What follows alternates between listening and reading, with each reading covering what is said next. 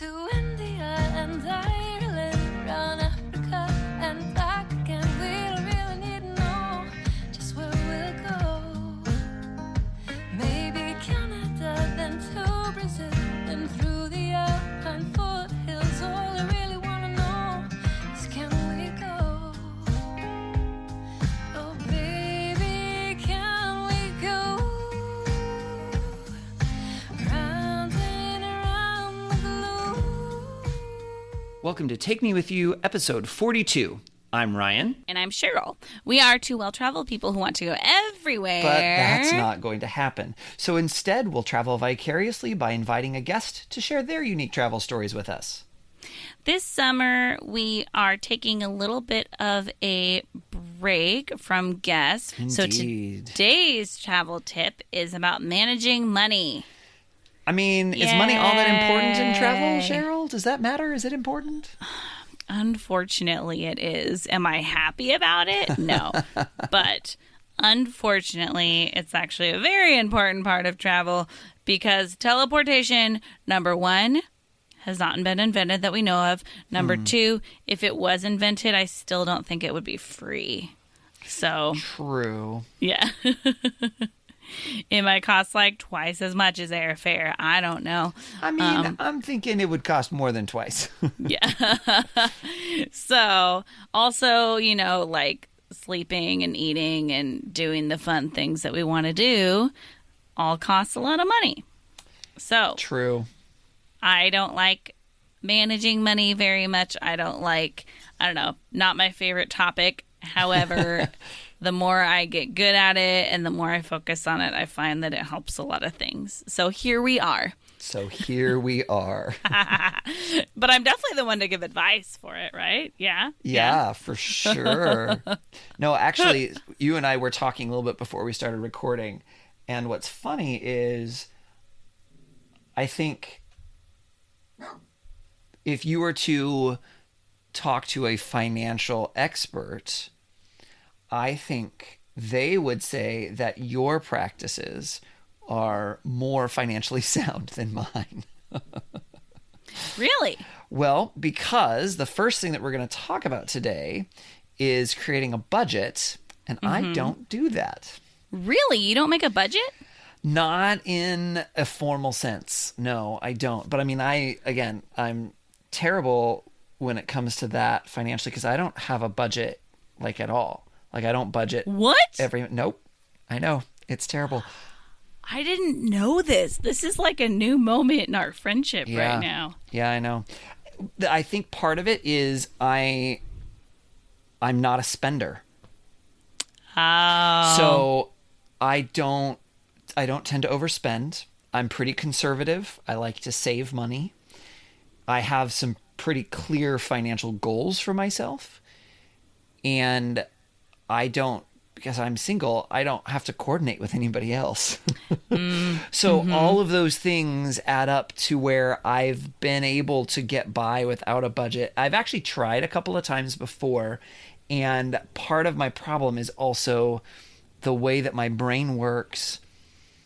I've yet to find budgeting software that doesn't aggravate me. So because of the way, if you're setting aside money into a particular account every month for some expense that's going to come up later, right? So you budget for that amount. And so let's say that you're saving for a trip, right? Let's say you want to have $3,000 for a trip to Europe or something, right?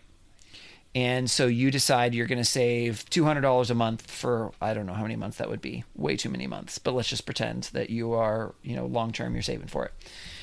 Well, then every month you would be putting that amount away for the trip. And then when you spend the money on the trip, now a budget software will show that you're over budget. Really? Because you've spent more than you've budgeted for the trip.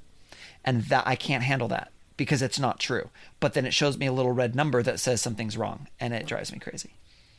Right? That Because would I'm drive me under budget, crazy as under well. budget, under budget, under budget, because I'm not spending any money. And then Yeah. you're over budget. Or you have to go in and change the budget for that month to be that amount of money, which to me it's like, well, that's not, yeah. So again, there may be software that's out there now that does it properly, but when at least when I originally was looking at it, I couldn't find anything that that I was happy with. So you know what I do? You make an Excel spreadsheet. Yep. But that's Google too much Sheets. work to make it do what I want it to do to the level that I want it to do. I mean, fair. But yeah, so this is really funny because naturally, I'm not great with money. I am a spender. And I'm bad at estimating. But because of those things, budgets are really good for me. Yeah. Because there's not a lot that's intuitive about just like, I don't know, if I don't overspend in general, then I guess I'll just have enough money is like, no, that's how I accidentally run out of money very quickly.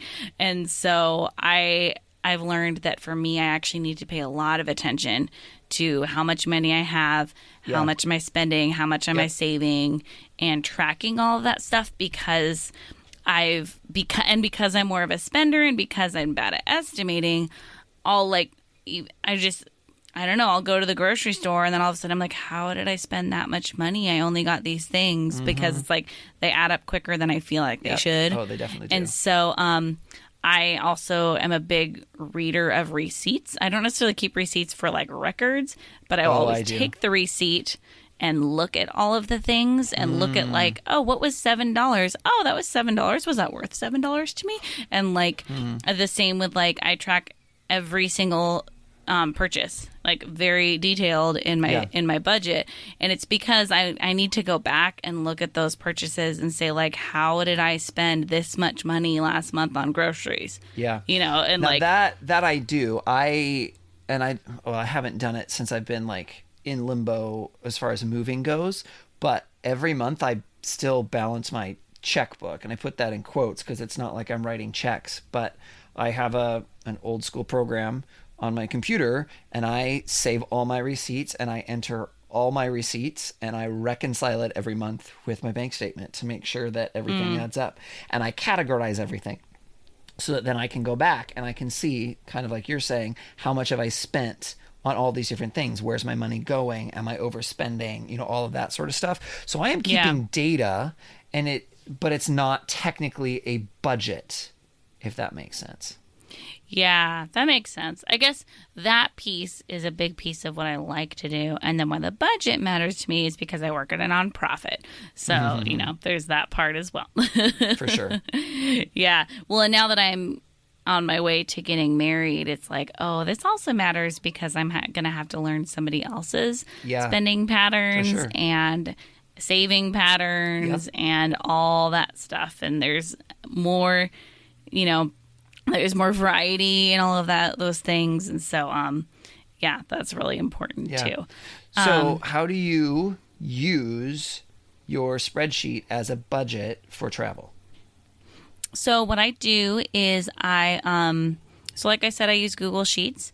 And so I just have one tab for every month. So a new month comes and I have a new tab, or, you know, and kind of track that month.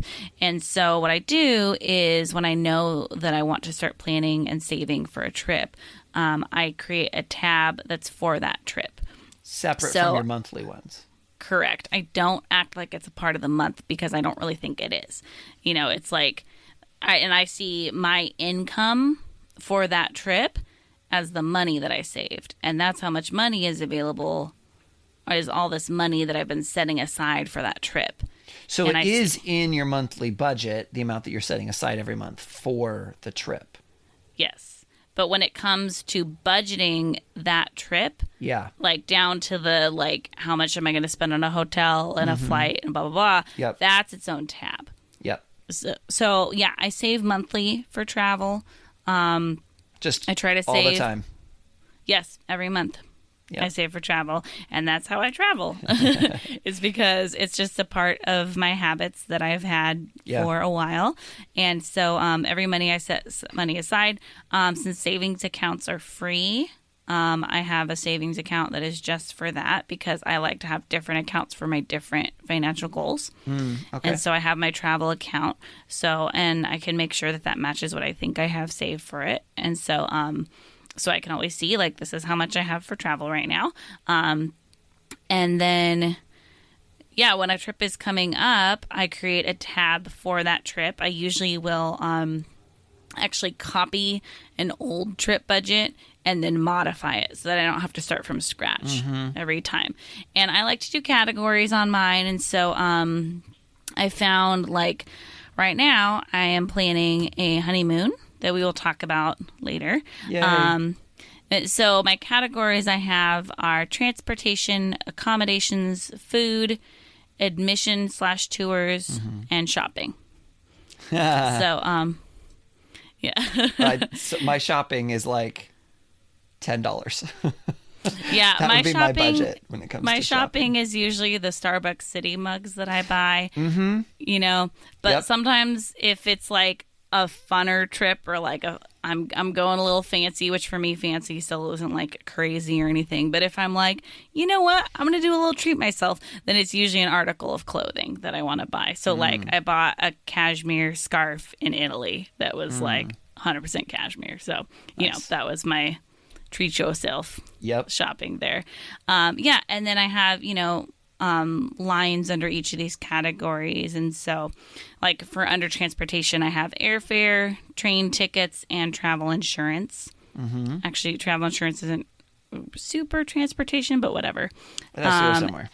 Accommodations, I'll usually list the cities as the different things.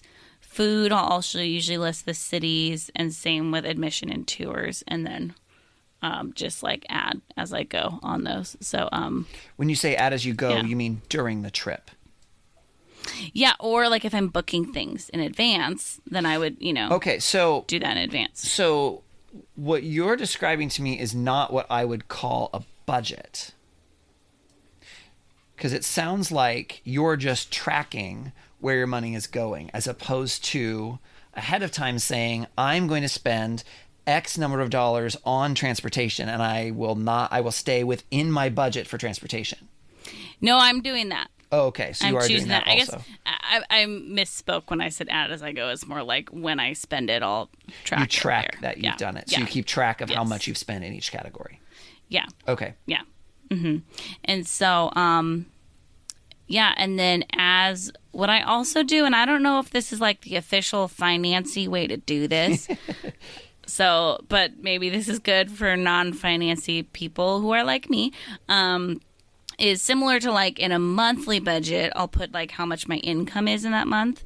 Is as I save money for the trip, I'll add it as income on the trip, essentially. So then like I can see in my bank account right now, this is how much money I have for this trip, you know, Yeah. and then I can see how much total have I budgeted for it, and then how much do I actually have, because Right. then that's good to see like, oh, I still need to save $1,000 or whatever, Right. you know. And so that's obviously an important part, is like if it's coming up in a few months, you know, then like this is how much I still need to save. Right. So yeah, so that just helps me a lot, because like I said, it's not intuitive for me. I'm not good at the estimating, and so it really is good for me to like decide those things and everything. And the good thing is I have done enough travel that I'm decent now at estimating how much I think things will cost in general, you know. And so I can say, I think food will be about this much for this many days in this city, and I'll put that number down, you know. And so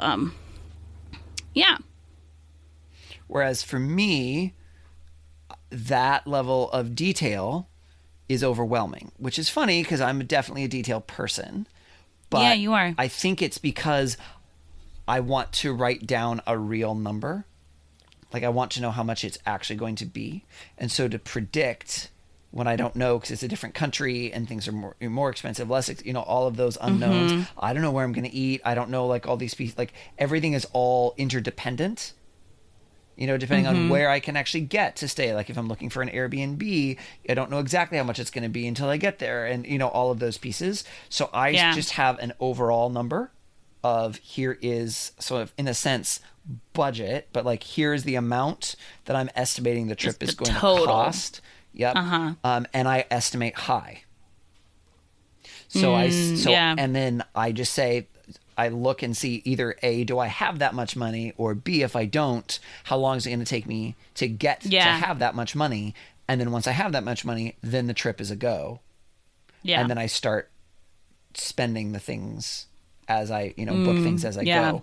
And then one of the things, so for example, I went to Ireland this summer, and that was a big trip. It was 2 weeks. We rented a car. It was all this stuff. You can go back and listen to the 2 episodes if you haven't heard those and you're interested.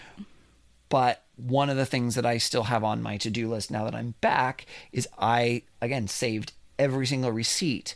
I want to go back through and I want to map out exactly how much I spent on all of those different things so that I have a more realistic reference point as I move forward. Nice. Right? So to me, it's almost like retroactive. It's the other way around. So because I haven't done a lot of the trips completely by myself where I've planned and booked everything.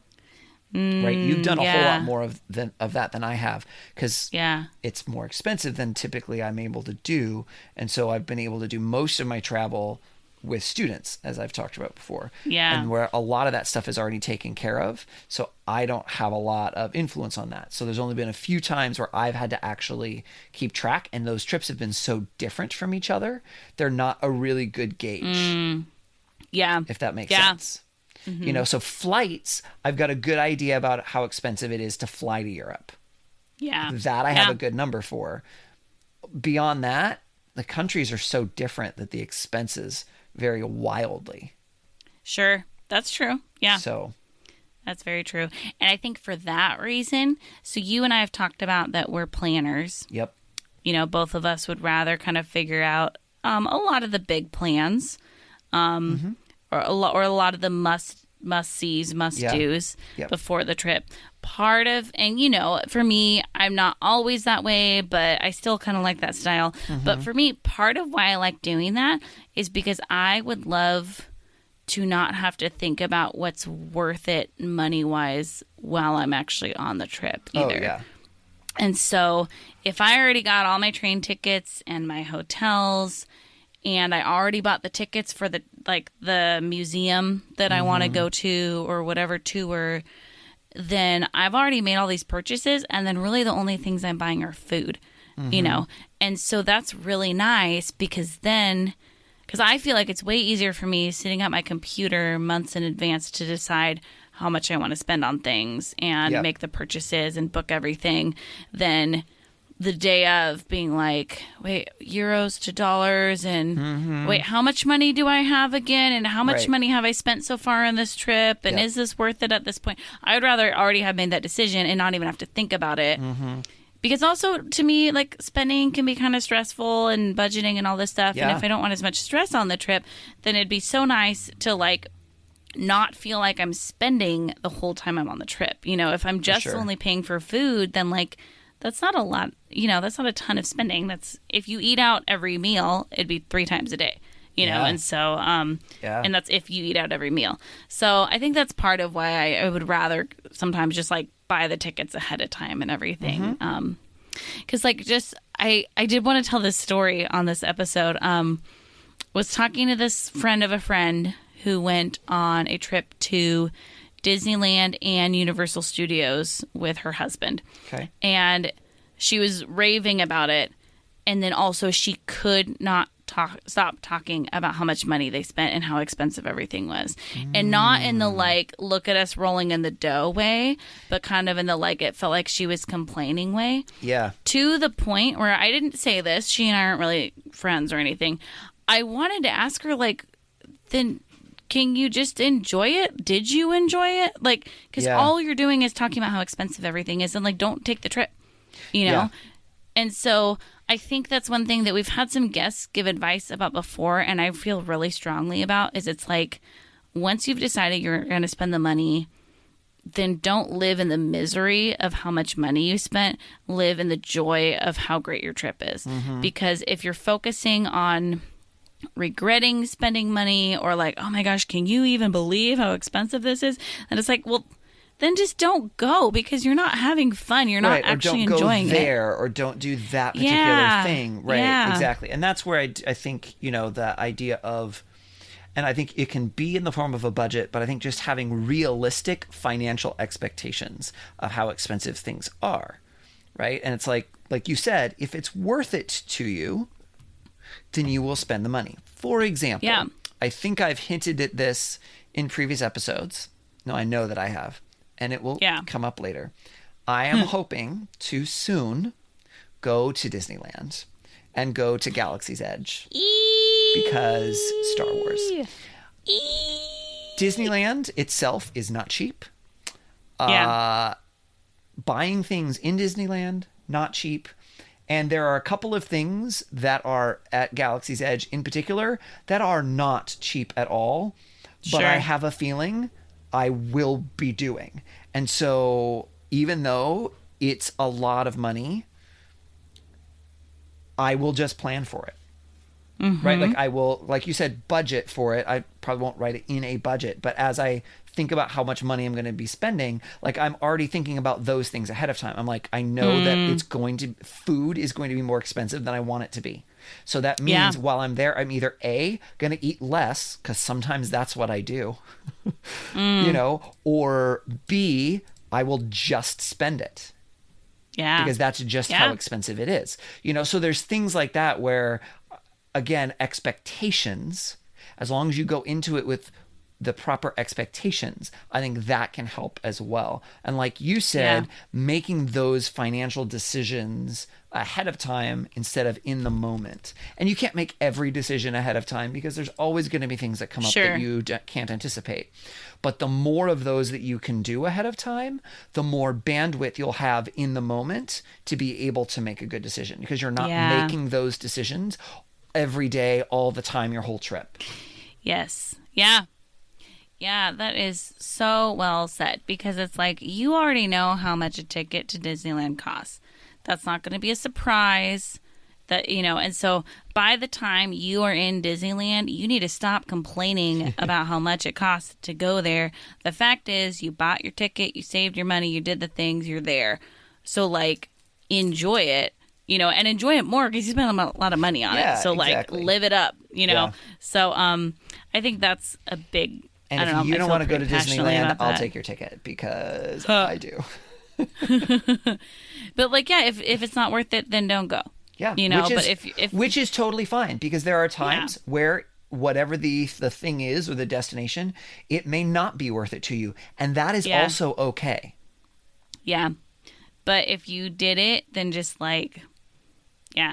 And that's why like looking things up could be good too. Yep. So like if your style is more just like, you know, I'm not really into planning, I just kind of want to wing it when I travel, I would suggest maybe still at least like look at how much it can cost to go to some places that you might go to. Yep. Well, and I think it's actually even more important in those cases to budget. Yeah. Because if you're not planning ahead at all as far as what you're going to do, then you don't know what things are going to cost. So you need to have a limit for yourself to know what that's going to be. So speaking of, let's talk about money while you're actually traveling. So we talked quite a bit about kind of preparing and saving and making good decisions before you go. What about, well, we're actually on a trip. Mm-hmm. So you said you keep your budget. Yeah, so I mean, during the day or sometimes even during the evening, I'm not like entering in all of that spending right away. Okay. And so it's not like I go buy lunch and then I like open up my app and put it in there right then. Yeah. Because I think that's part of something that would make it less enjoyable for me. I might do it that night in the hotel room. You know, that might be one thing is I'll just kind of add those. I heavily do credit cards. And so the nice thing is I can see all those line items just by opening up my credit card app. Yep. And then entering them in. And so I kind of know what you do, and I aim high, or I estimate high, I should say. So that high, sure. So that I don't have to like nickel and dime how much I'm spending. I can just be like, well, you know, I've budgeted like $100 for food today, or, you know, whatever it is, so that you know, I don't need to worry quite as much. But Yeah, so that's how I track it. It's like, I don't know, every couple days maybe I'll Yeah. enter it in or something like that. I try to kind of keep on top of it a little bit. But yeah, and definitely for me, it's credit cards. Yeah. I mean, just in life, I prefer to use a card to cash. I know for some people, cash helps them track things easier and everything, or not overspend or whatever. But for me, it's definitely a card that helps me Yeah. track things and be able to reflect upon what I spent. So And I would Yeah. build on that because I typically use my debit card most of the time while I'm at home. Credit cards, I think, can be dangerous. Yep. Again, I'm fairly conservative when it comes to money already, so it hasn't been something that's been a problem for me. But in the U.S., it definitely, credit card debt is a real challenge for a lot of people. And so part of the ways that I try and prevent that is I don't use my credit card at home a lot. However, when I'm abroad, I use my credit card almost exclusively. And the reason is because it has a better international rate. So if you're going to use a debit card or a credit card overseas, there's several different things you need to keep track of or be aware of with your card. First of all, you got to let your bank know, or your credit union or whatever, know ahead of time that you're going to be out of the country. Otherwise, they might put a hold on your account because they could see that as suspicious activity, and then you wouldn't have access. That's one of the reasons why I also bring both a debit and a credit card. yeah, it's smart. Yeah. Yep. And then I prefer to use plastic also because you get a slightly better exchange rate than whenever, if you like go to a money exchange place or whatever, you can get a more direct exchange rate. But there are international transaction fees that most banks and credit cards will charge you. And sometimes it's a flat dollar amount, sometimes it's a percentage, sometimes it's a combination. So my bank is not very great when it comes to international fees. So anytime I use my debit card internationally, they charge me a percentage and $5 Oh, really? every single time. So I do not use my debit Wow. card when I travel internationally, whereas my credit card charges me a percentage, but it's like, I think 1%. So it's super, super tiny, and it's not a big deal for me to worry about. So I almost exclusively use my credit card. The other thing that I do is I do travel with a little bit of cash. I always travel with between $50 and $100 of American cash just to have. And then shortly after I get into whatever country I'm in, I will use my debit card to pull out some cash. I try to pull out cash the fewest times possible, again, because of the fees for my particular card. And there are other banks that have a way better rate than mine. And that's one of the things that's on my to-do list, is to find a better bank so that I can do some of that stuff without all those fees. But I try and have at least some cash on hand. Depending on where I'm going, depends on how much cash. Because if you're in a smaller city or a smaller place, say in Europe or in Central or South America, there's a lot less availability of using a card. And so more people will require that you use cash, and that's the only option you have. So, Yeah. I mean, even in Ireland, which is, it's a modern country that, I mean, that's not like, they're behind the times. Actually, their credit card technology is ahead of most of ours. They have the tap technology. I don't know if you're familiar with that. Ooh, nice. So it's not the swipe, and it's not even the chip. It's just you like set the card on top of the thing, and it just does it all, and then you don't even have to do a signature. Nice. And my friend Serena, she has a card that does that, but like I don't know very many people in the U.S. that have those yet. So, whereas it's all over at least Ireland. So anyway, so it's not like they're behind the times at all, but there are still just some smaller, operations or things where they take cash because it costs them to use a credit or debit machine. And so instead of doing that, they just only take cash. And a lot of the government facilities that you go in to tour or whatever, they're cash only. So you've got to make sure that you are aware and have the cash that you need. I don't know about you. I don't ever get cash before I go. Because they'll charge me for that. I have several times, but it's not because I've gone anywhere to get it myself. It's because I've had family members return from trips and offer for me to just buy it from them. Yeah. And so we've done that before. Or like if I take a trip and I have extra euros, I just keep them and then just pull them out for the next trip. Sure. So I've done that. My credit card does not have any fee. So which credit card do you have? I have a Capital One card.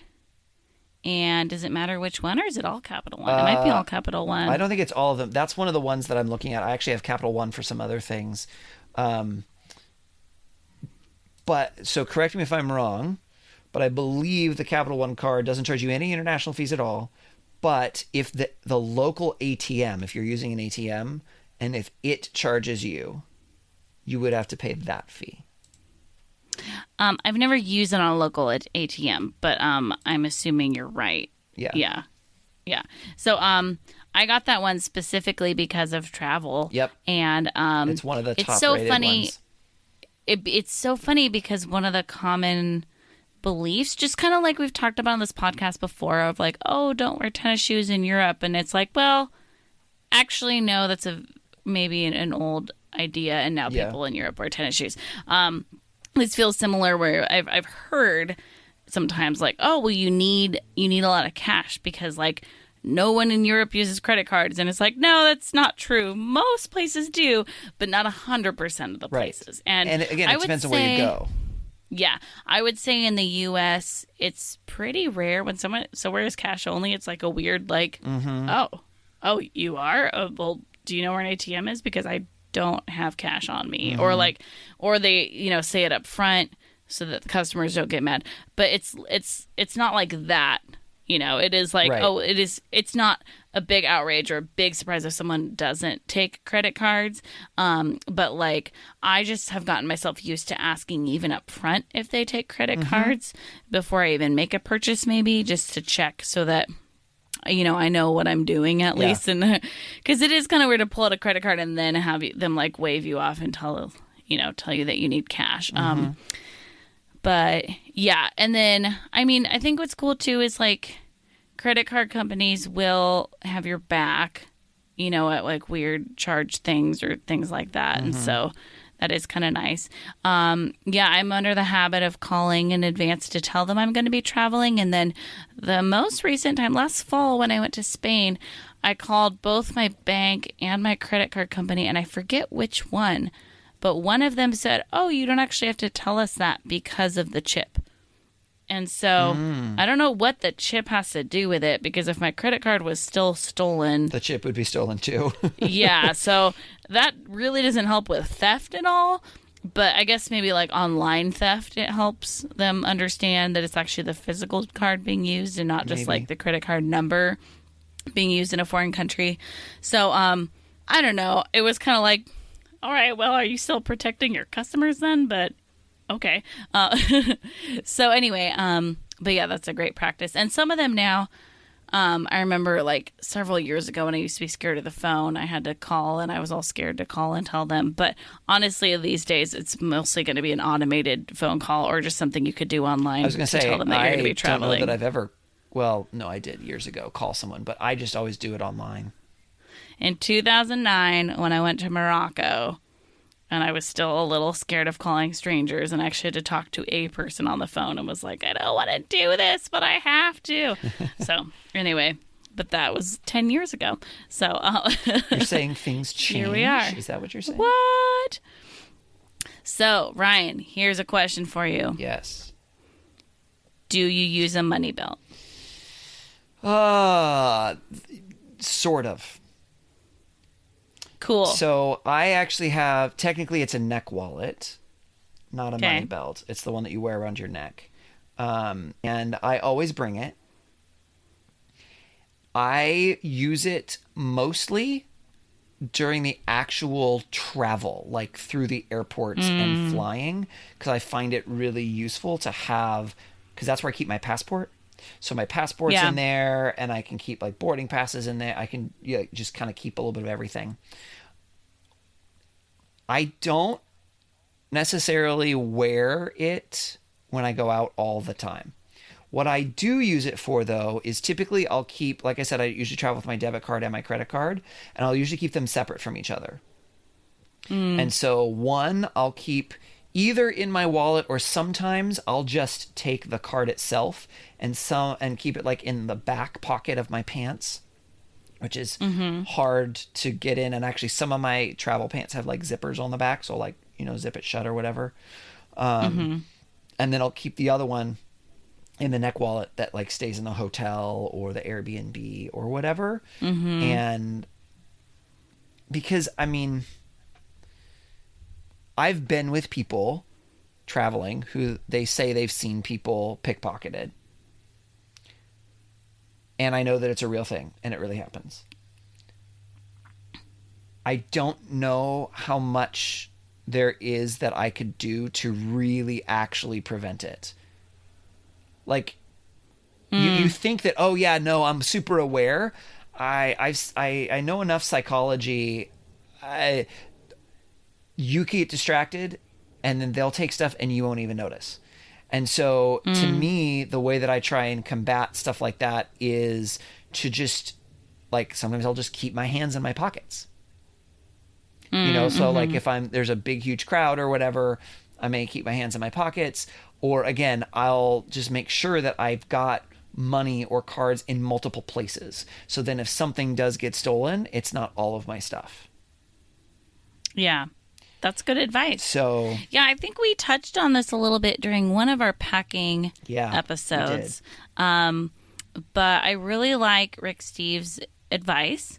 And his is, if everything but what you had on your physical person was stolen, you should be able to continue your trip.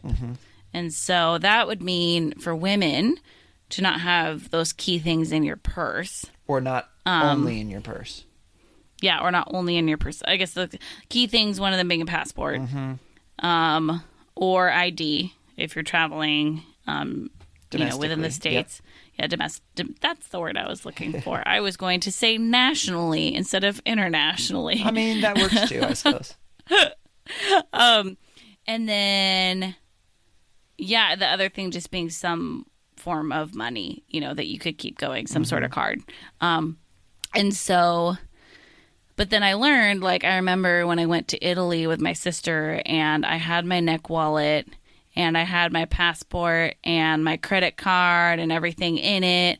And I was feeling good about, like, I'm good. Even if this bag around my neck gets stolen, like, we are good to go. We got this trip. And then I went to pay for something and I was like, oh, wait, hold on. Now I have to reveal that I have a neck wallet because I have to get money out of it. That is awful. I don't want to reveal that I have a neck That wallet. defeats the Isn't purpose. that the whole purpose? Is that, and that's part of, I've even heard, I've never seen a sign about pickpocketers. I have heard that sometimes when there's warning signs about pickpocketers hang out there because they can see people protect where they have their money. And so I don't know if that's true or whatever, but it is an interesting idea of, like, revealing where your money is, Yeah. And so, it might be obvious anyway, but to the people who are good at it. But, so yeah, what I started doing, if I do have my passport on my person and I am wearing a neck wallet, is I will have whatever I'm going to pay with, actually usually in my front pocket, because my front pocket would be really hard to get to. And especially with women's jeans. Or I'll have it, like, if I'm traveling and on a trip with a jacket and I'm wearing the jacket the whole time, then I have, like, an inside pocket and I'll put, like, my credit card in there. Yeah. And so I like those locations, but I usually won't even keep that in a wallet. I'll kind of do the same where I can just grab the credit card because then I don't have to get out a wallet and pull something out of it. And so I kind of like that. Or I'll put, like, if I am doing cash, I'll just put, like, cash in that front pocket I've so I done can that just too. pull it out really quickly. Yep. So I've been liking that. The second I don't have to have my passport on my person, I don't, but I Yeah. want to make sure it's safe. So, like, if there's a safe in the hotel or, you know, somewhere where it's not just like laying out next to a window somewhere. That could be a problem, you're saying? Because, and then at that point, you know, I usually just like won't carry all of my forms of payment with me, but like I'll still have it just in a convenient to grab a spot. Yeah. Because, yeah, I feel like there's something to be said for like being able to quickly have a payment available without like it being a big ordeal Yep. of like where it came from and where you're storing all your money and everything. Yep. So, that's kind of what I try to do. Yeah. But I'm not a big fan of them. But yeah, I think when you're like going from the airport to the hotel or whatever, or going between cities, like I do like to have my passport in that neck wallet because I feel like, I don't know, that's just a good added precaution. So yeah.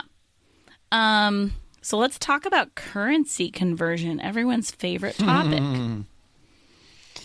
Now, when you say that, what do you mean? For me, I mean paying attention to how much things actually cost in a different currency. Because sometimes it feels like play money. Yes. Especially in Japan. Yen. 1 yen is kind of like 1 penny. Okay. And so like 100 yen is like $1. That's not how it actually works out currency, like conversion wise. But like it's kind of like that. And so just hearing like something's 100 yen and it's like, no, it's 100 pennies.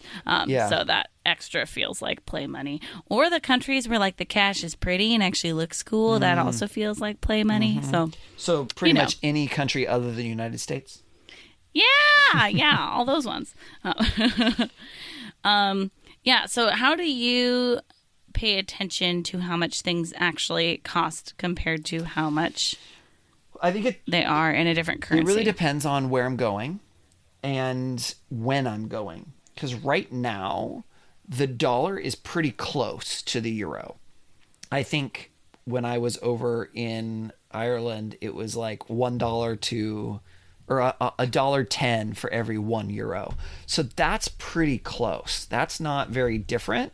So, you know, I could look at a number, and as long as it wasn't a super big number, I knew that it was okay. It's probably just a few dollars more than that, you know, and so that works. And for a lot of places, they don't do tax the way we do as far as sales tax. Yeah. And oftentimes the sales tax is already included in the price that you see.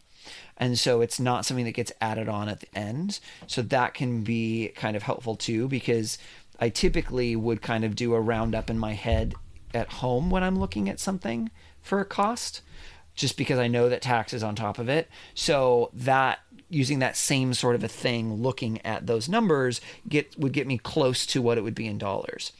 The higher the amount of money, The more different. the greater of a difference there is. Yeah. And what I found myself doing on my last trip, I just pulled up Google Currency Converter.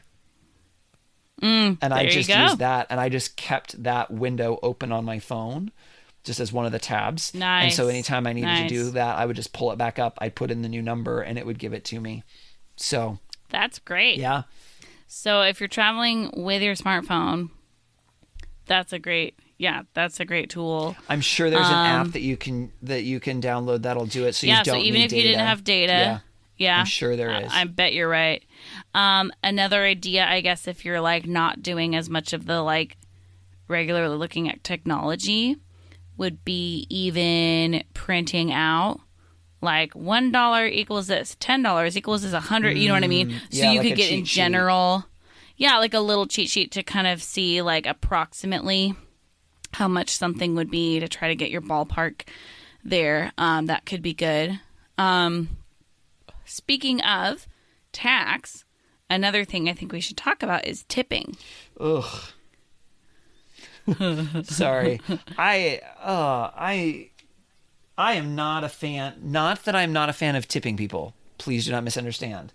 I am not a fan of how squishy tipping is. How undefined and unclear tipping is. Now, I will say, if you want to know a little bit more about tipping, both domestically and internationally. There's a great YouTube channel called 2 Cents. And it's a husband and wife team that does financial stuff. I think I might have mentioned them on the podcast before. But That's not sounding familiar to me. This is interesting. it is not sounding familiar? No. Okay, I must have mentioned it somewhere else then.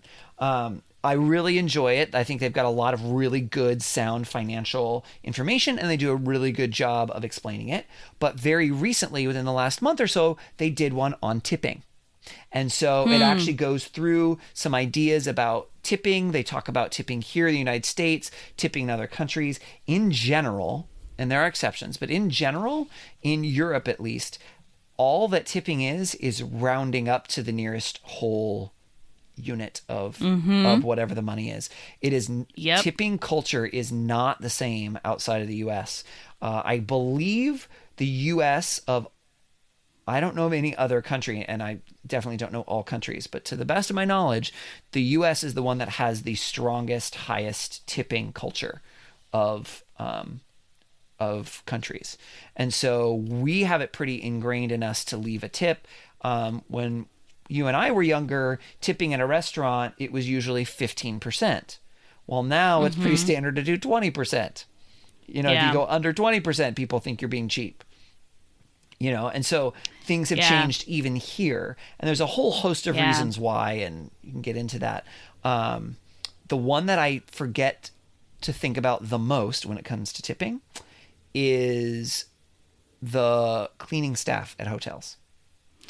Yeah, I've never done that. Because it needs to be cash. And I so often, especially domestically, do not have cash.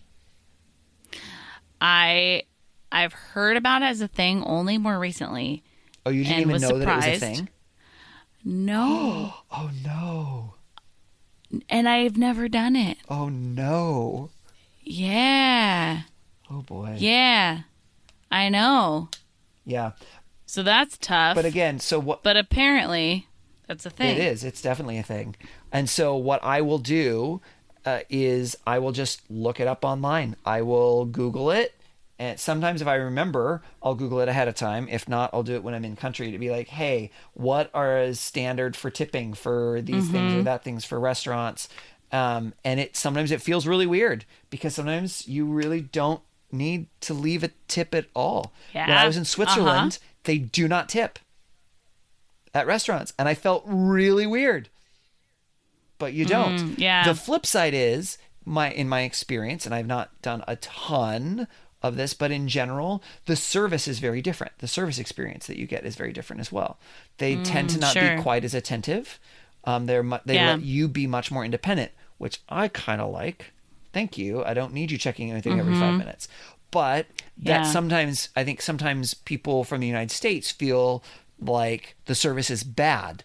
And it's not bad. It's just a different culture. It's different. Yep. It's just a different culture. And it's all connected to all of those pieces.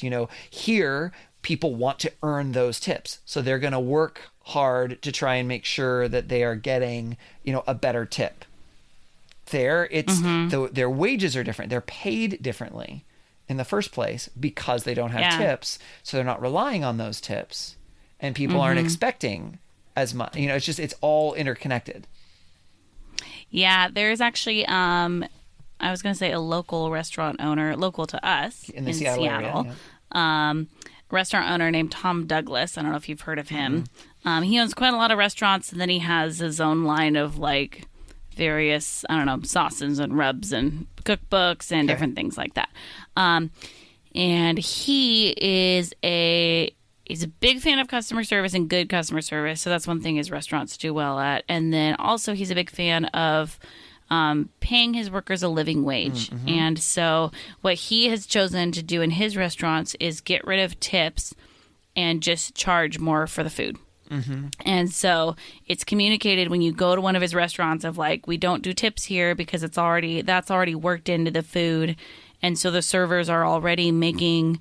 I think it's something like the servers are already making 20% that they would be getting in tips is just part of their wage. Yeah. And so I love it. I think it's really cool just in being this is how much the food costs. Yeah. And so that's how much it is. And his food, like, is not cheap. Yeah. And then also it's kind of like, and he's just, I don't know, doing away with that, which is cool because then I think there's just an expectation of just kind of like, well, they're just going to do a good job because they're going to do a good 'Cause job, that's part of their And job. so, Yeah. So I do appreciate that. And I don't know, it's nice just looking at the menu and just knowing that plus tax is how much it's going to cost. And that's kind of what it's like in other countries. But like Ryan said, it depends on the country. So it's important to look it up. Yep. And kind of know that because you do want to like be a part of whatever their culture is doing as opposed to like us putting our own culture on that. Because even though you'd think, well, tipping, what if I want to tip, or anything, even if they don't, it's like, well, that's just weird then. And like, I've heard stories about people being really uncomfortable because they've gotten way too much in tips or, things like that. And so, Yeah. yeah, and then but that does change your budget when you think about how much you're spending on food. Yeah. Yeah. Yeah. Yeah. Yeah. We Look talked at that about a full lot of circle stuff. back to the budget again. Back to that budget again. Yeah. Well, I think that's we've had a good conversation about travel money, haven't we? Yeah, we'll probably have to revisit this topic at some point to maybe talk about ways to try to save a little bit and Yeah. not spend as much on travel. That could be Yeah. a good topic for the future And if for us. any of our wonderful listeners know a financial person who has like legit understanding and would like to come on as a guest, Yes. we would be totally Yes.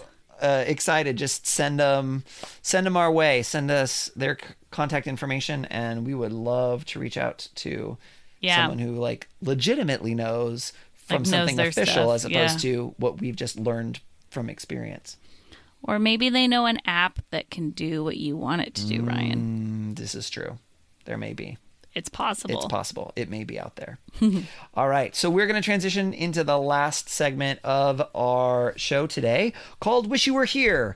During this segment, Cheryl and I will both share a travel attraction from the different places that we've been and just kind of do a quick little snapshot. Think of it like a little postcard. Wish you were here. Just a short little description of some cool something that we've seen or done or experienced in our travels. So Cheryl, what is your wish you were here for today? So my wish you were here today is in Hawaii.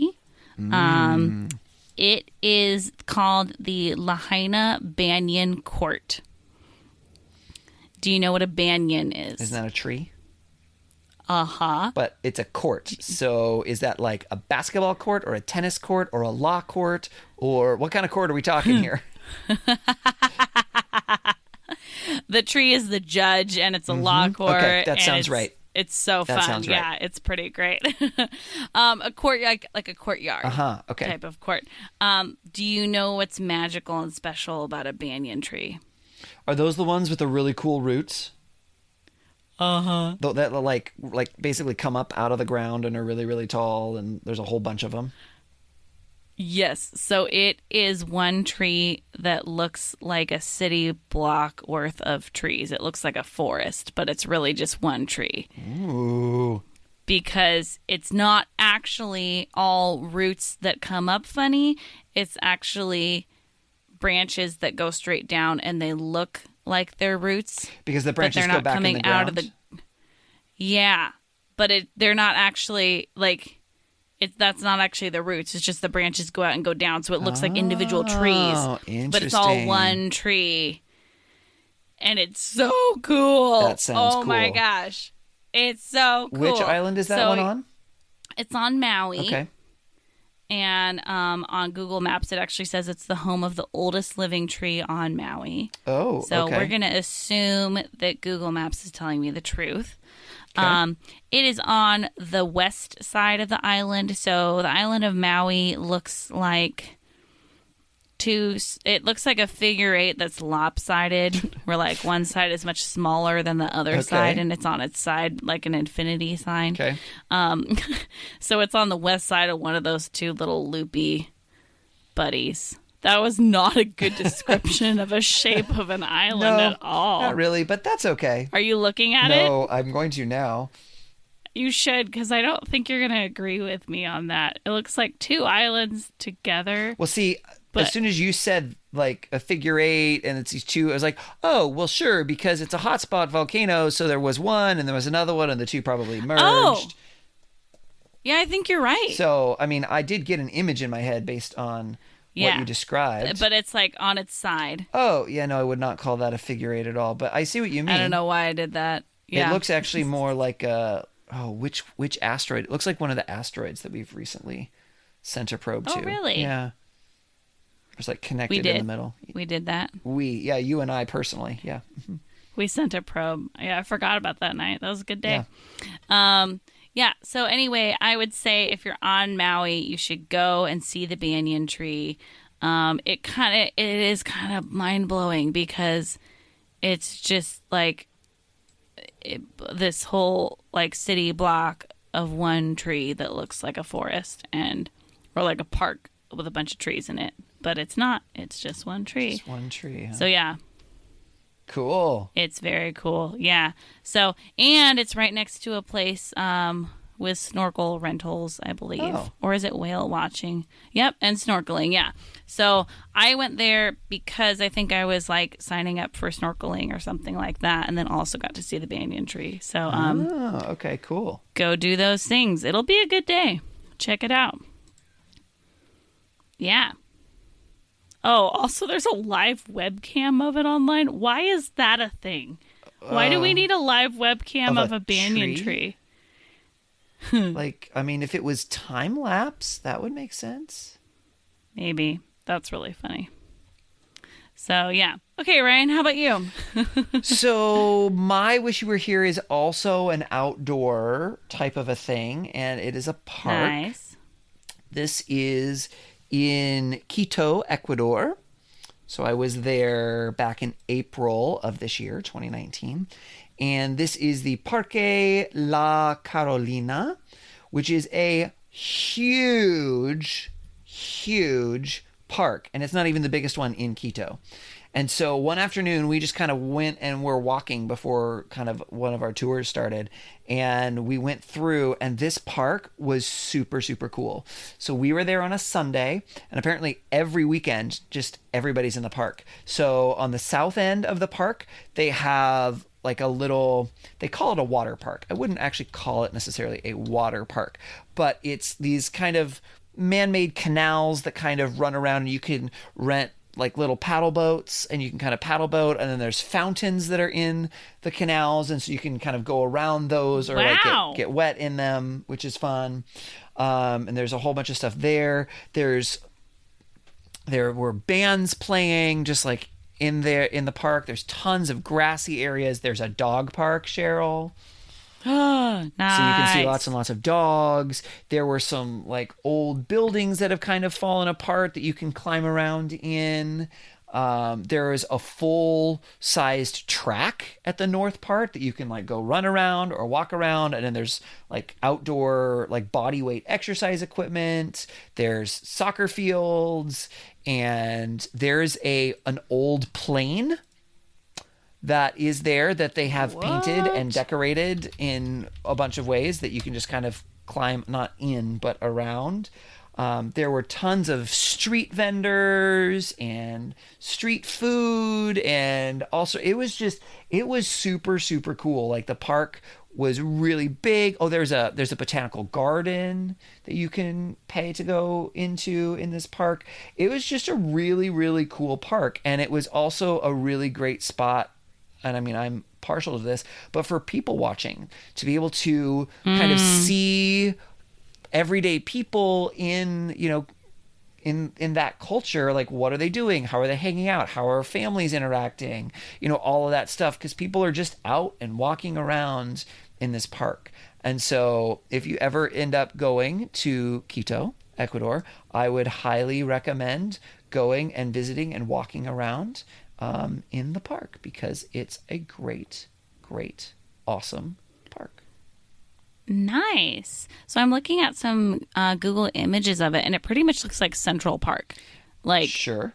I've never been to big Central Park. rectangle shaped park surrounded by city. Yes. Yeah. It's in the middle Like of the city. skyscrapers. And it kind of goes almost north-south. And yes, it's big, long, and That's rectangular. just like Central Park. Okay. Yeah, with like a ton of stuff in it. Yeah. And you're like, oh, this is so big. Like, I can't see the parking lot. And you know what I Yeah. mean? Like, it's big, big, Yeah. big. That's so fun. That's awesome. Yeah, and because it's in Quito, and Quito is up in the mountains, oh gosh, I don't remember how high it is. Like 8,000 or 9,000 feet, I think. It's really high. And so as you're walking, you can also see kind of like the mountains and stuff that are around you, because Quito is kind of like a bowl, still up high, but like in a bowl with the mountains all around it. So it's also just beautiful as well as just kind of a cool park. So 9,350. there you go. I was right. 8,000 or 9,000. Nice. Wow. That sounds very cool. Yeah. Okay. I'll go there. Yeah. You got me. Yeah. You sold Perfect. me. All right. And with that, I Great. think that's going to do it for this week's episode. We would love for you to follow us on social media. We are at Timwy Podcast. That's TMWY Podcast for Take Me With You on Instagram and Facebook and Twitter. And you could go ahead and follow us, which would be great. You could also, again, send us information if you know someone who would make a good guest or something like that. You can definitely send us that through social media. You can also email us at timwepodcast@gmail.com. Send us your travel financial tips or your budget or favorite app to use, or, you know, all those things that will make the least fun part of travel more enjoyable for us. Or maybe you have a guest that you would like to suggest be on, or maybe you have some fun travel stories. We would love to hear them. Yes, we would. Maybe you have a disaster story about you and money on a trip. We would love for you Ooh. to call us and leave us a voicemail sharing Yep. that story, because we've all been there. We've all had bad things happen. You can call us and leave us a voicemail at 406-763-8699, or if it's easier to remember, 406 Pod Timwy. Please, we would really appreciate if you would rate and review us on whatever you're using to listen to our podcast. That helps it become a little bit more, the algorithms can notice it and kind of bring it to the top so other people can see it as well. Also, share us on social media, and we would love it if you would subscribe so you don't miss an episode. As always, thank you to Beth Reed Miller for her awesome artwork. You can check out more of her artwork at Beth Is Something. And thank you to Erica Corbin for the use of her song Round the Globe. You can check out her music wherever music is sold or streamed. Thank you so much for listening to us today. Hopefully this was helpful for you. That's going to do it for this episode. So remember, until next time, take me with you. Take me with you. Can we get a sailboat chasing down the sunset as we float round and round the globe? Salty air and balmy nights, guided only by the lights above, and light little love. Oh, the world is out there waiting to explore, and all our troubles here wanting to be